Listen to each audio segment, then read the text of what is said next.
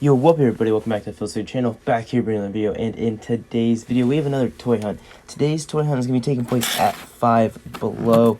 Now, I didn't really go with the intent of heading to Five Below, but I knew that you guys blew up the last Five Below toy hunt. I think it's the most viewed toy hunt on my channel, so clearly something about Five Below interests you guys, which I think it's funny because it's not really a story you hear a lot about.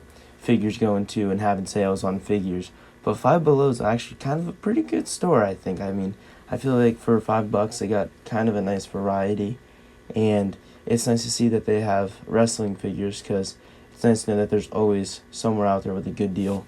And it's not like a Peebles kind of store, I guess, where you'd find like damaged packaging figures from like 2 years ago that just have zero value to you as a collector. Looking at the rack from the front here, it's nice that it's kind of like in a straight line up instead of being all over the place. But you guys can see we got some weird kind of indie promotion looking figures down there at the bottom. We have a retro figure, and we have basics. Pretty much all of Basic 94 is here by the looks of it, and it looks like they have plenty of Basic 94.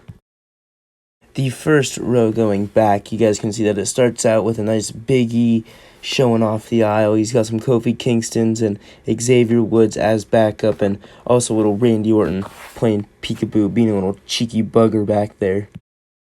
Not sure how I'm going to avoid sounding like a broken record here, but here we have some more Big E backed up by some New Day, as well as you got a lot of Matt Hardys in this row, and I see another little Randy Orton second from the last back there playing peekaboo.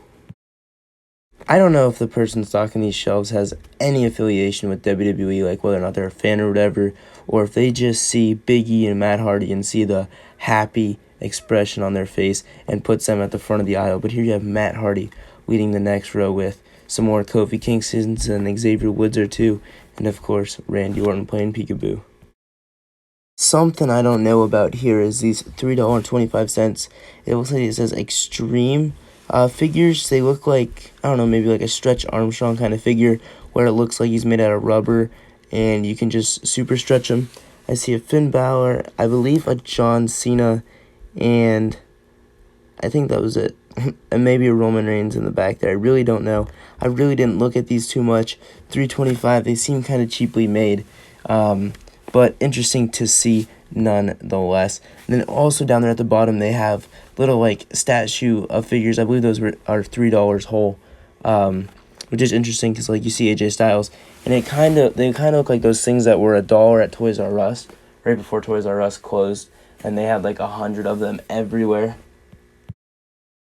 Out of all of the little indie weird like unexplainable toys they have here, I think these collector 4-packs at the bottom are the coolest. It is those statue things just like we saw in AJ Styles, but this is a 4-pack of The Rock, John Cena, Roman Reigns, and Finn Balor.